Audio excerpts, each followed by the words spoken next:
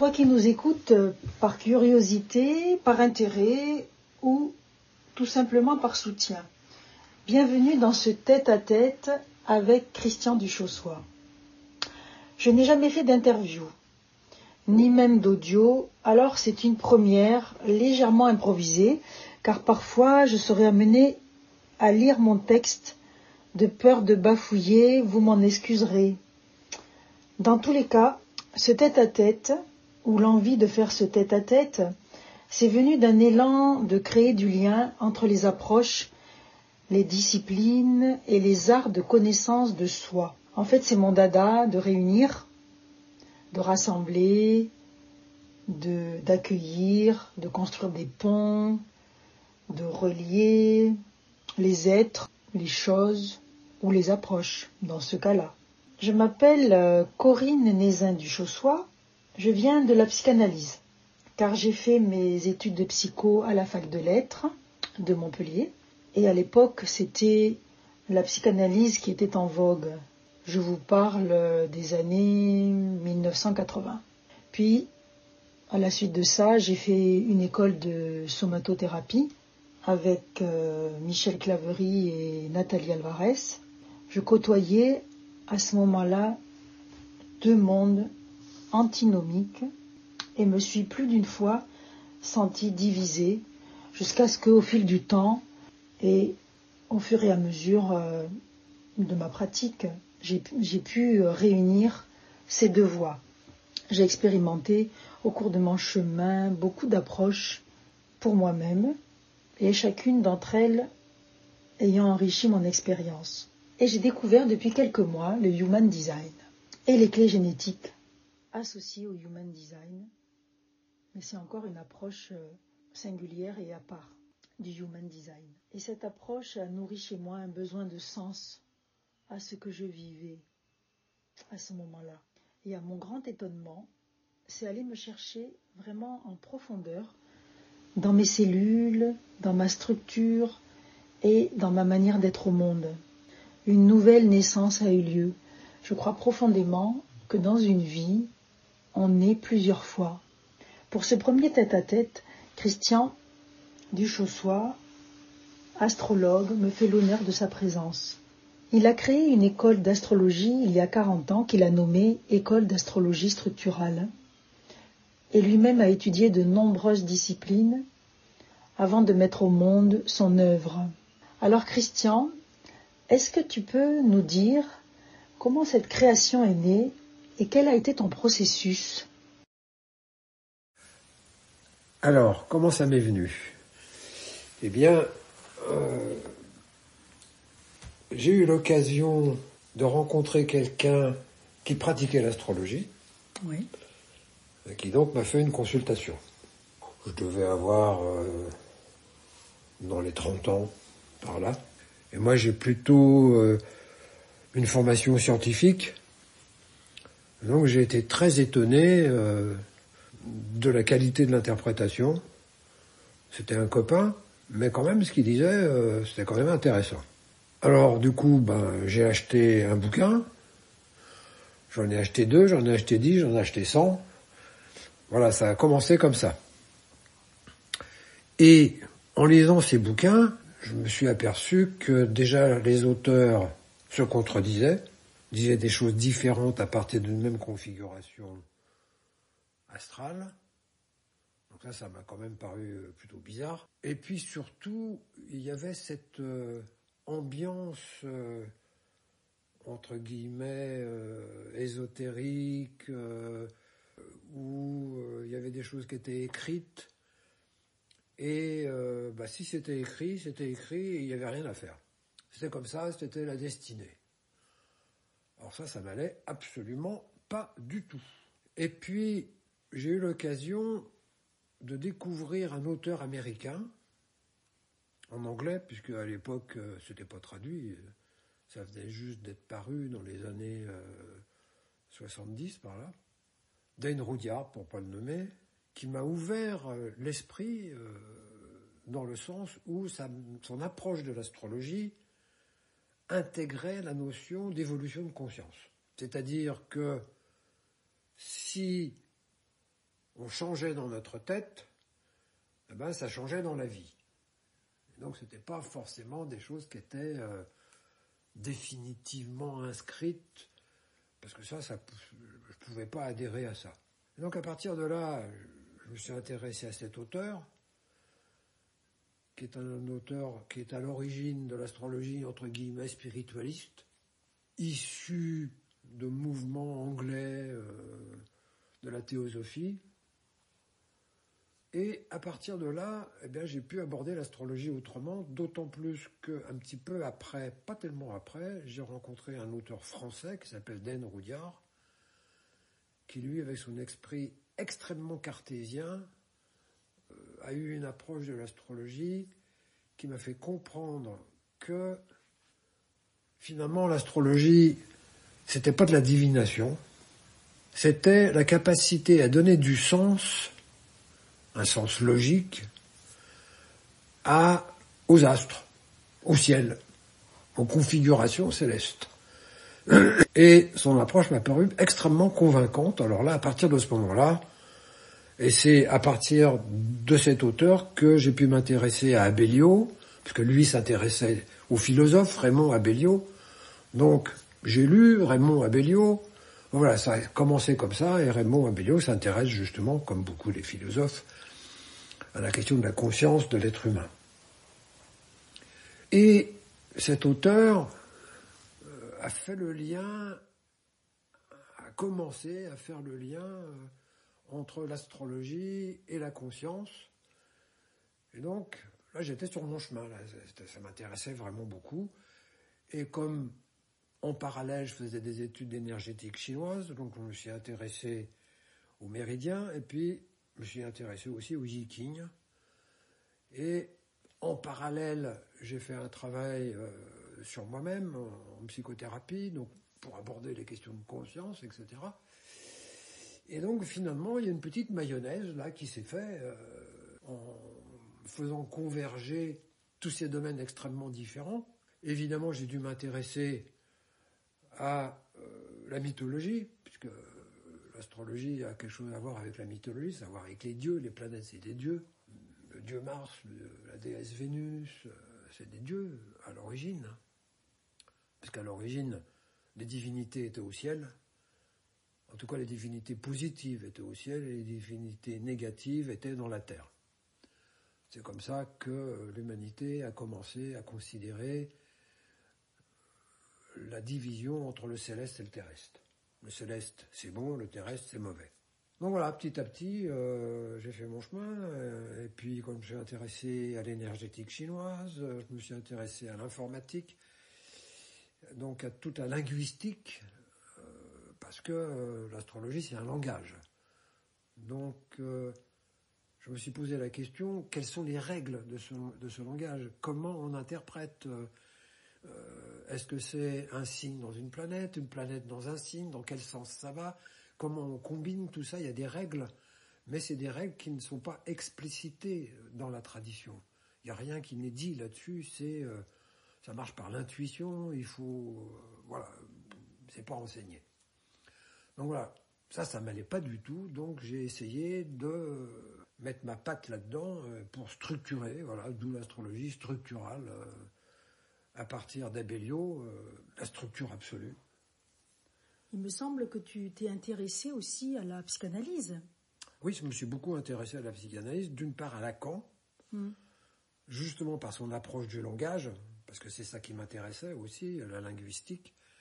Donc dans son approche du langage, Lacan est extrêmement pertinent, mais aussi en abordant Jung pour aborder cette notion d'évolution de la conscience et l'élargissement de la conscience sur un espace plus vaste et plus grand que la notion de sujet qui tient à cœur, auquel Lacan tient à cœur.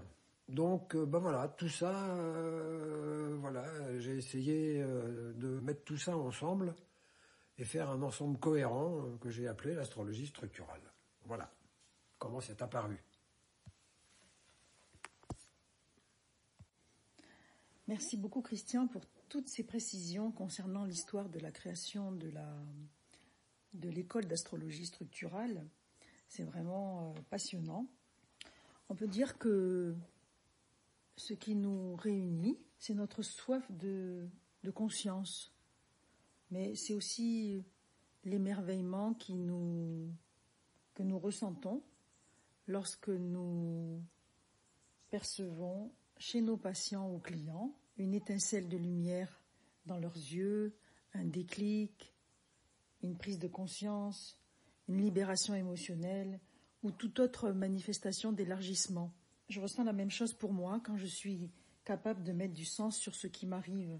C'est vraiment jubilatoire, cet instant où je me connecte à ma vérité profonde et où je peux dire « Ah oui, c'est ça. Oui, c'est ça, c'est exactement ça. » Et ça lâche. Ça lâche comme par magie. Alors on peut dire à nos auditeurs que nous échangeons beaucoup sur tous ces sujets ensemble. Et aujourd'hui, j'ai envie d'ouvrir les portes de notre espace intime et de partager notre expérience avec ceux et celles qui se sentiront appelés à nous écouter. Le thème du moment concerne la confiance en soi. Alors, sujet bateau, vous allez me dire, car il a été traité en long, en large et en travers par de nombreux et nombreuses conférenciers et conférencières.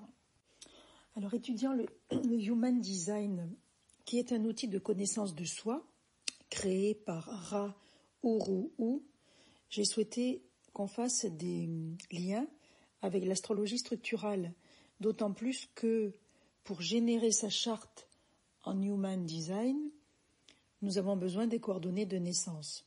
Alors, je ne vais pas en dire plus sur l'auteur, car ce n'est pas l'objet de ce tête-à-tête.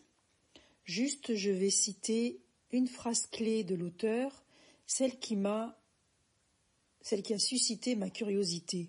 Alors, il dit « Ne croyez rien de ce que je vous dis, faites en vous-même, laissez. » Il est juste nécessaire de plonger dans l'expérience, de plonger dans ces eaux profondes et de remonter à la surface avec ses trésors.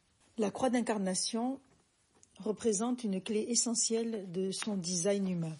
Elle fait partie de soi et elle révèle l'énergie dominante qui nous traverse et qui influence la manière dont nous interagissons avec le monde.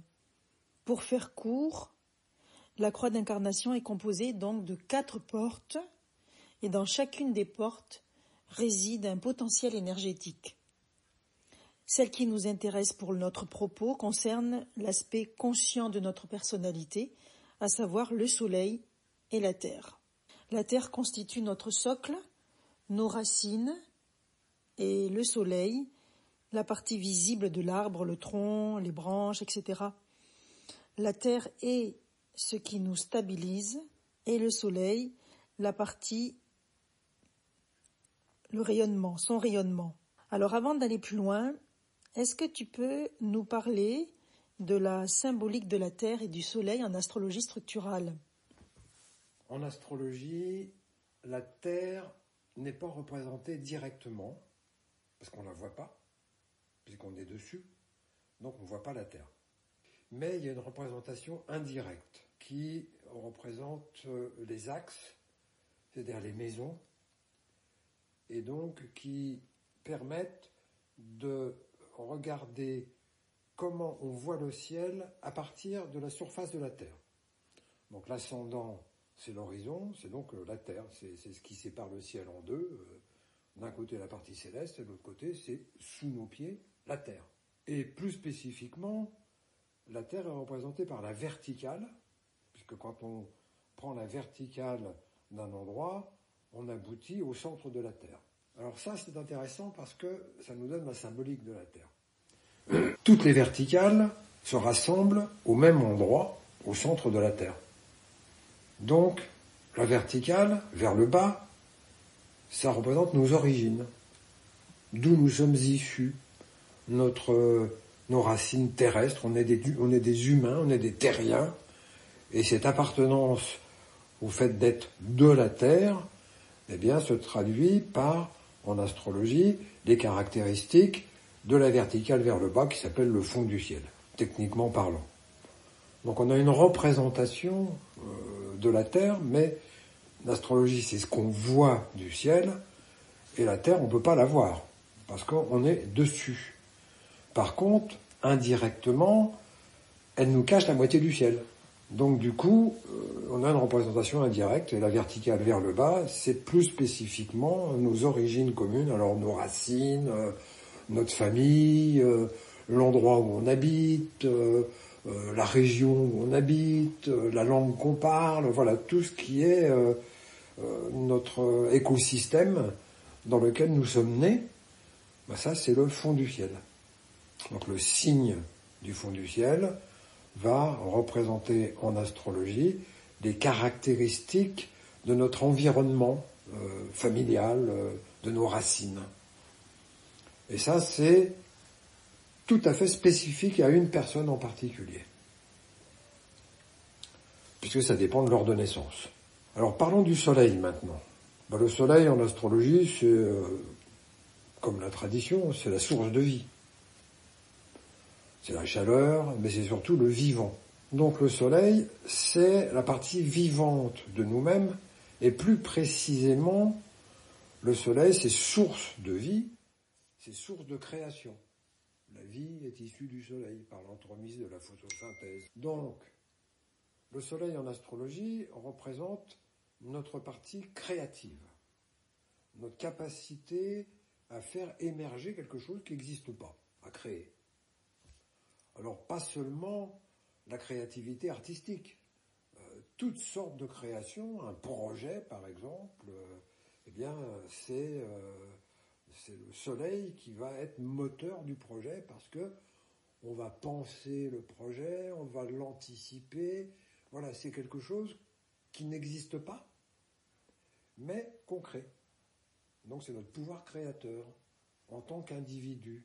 Et c'est pourquoi le signe astrologique, qui est en fait le signe du soleil, joue un rôle important, mais c'est pas le seul, loin s'en faut, parce que dans un thème, il y a 10, 12 éléments, donc le soleil c'est un des éléments parmi ces 12. Donc voilà. Alors par exemple, pour parler de mon design personnel, de ma charte en Human Design, moi j'ai la porte 14 en terre consciente. En fait, la porte 14, c'est le savoir-faire. Donc c'est important pour moi de nourrir les projets qui me passionnent. Si je suis dans le non-soi, c'est-à-dire si je suis dans le désalignement avec qui je suis, justement, à ce moment-là, si je nourris pas les bons projets et si je suis dispersée, par exemple, ça je connais bien, ou si je fais trop de compromis, alors mon soleil va manquer de rayonnement. J'ai la porte 8 en soleil conscient qui se nomme l'influenceur en Human Design. Parfois, le nom des portes n'est pas toujours, comment je pourrais dire, n'est pas toujours compréhensible. Mon défi est de rester authentique et d'oser mon propre style, et ainsi ma vraie valeur se manifeste quand je suis pleinement moi-même sans compromis. Pour moi, ça a été tout un chemin de vivre mon soleil, c'est d'ailleurs toujours un chantier. Le non-soi de ma porte 8 en soleil conscient est d'adopter un mode de vie qui n'est pas réellement le mien, d'étouffer ou de mettre de côté ma créativité, de ne pas pouvoir partager ou promouvoir ce qui me fait vibrer. Et je vais gagner en confiance, par contre, en moi, à chaque fois que je peux exprimer ma singularité à travers ma passion pour des projets qui me tiennent à cœur ou des causes qui me sont chères, par exemple. Alors je suis du signe du Taureau. Donc dans l'interprétation de ma porte 8, je vais y inclure les caractéristiques du Taureau.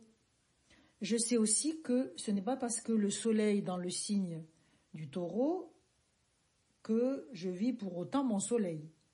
Alors, est-ce que tu peux nous partager, toi, ta lecture astrologique ? Alors, effectivement, c'est pas parce que quelqu'un a le soleil dans un signe que cette personne manifeste les caractéristiques de ce signe.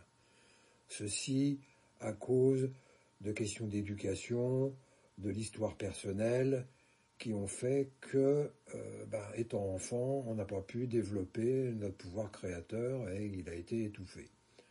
Donc, il n'est pas rare que quelqu'un qui est du signe de n'ait aucune caractéristique du signe de. C'est ce qu'en Human Design on appelle le non-soi.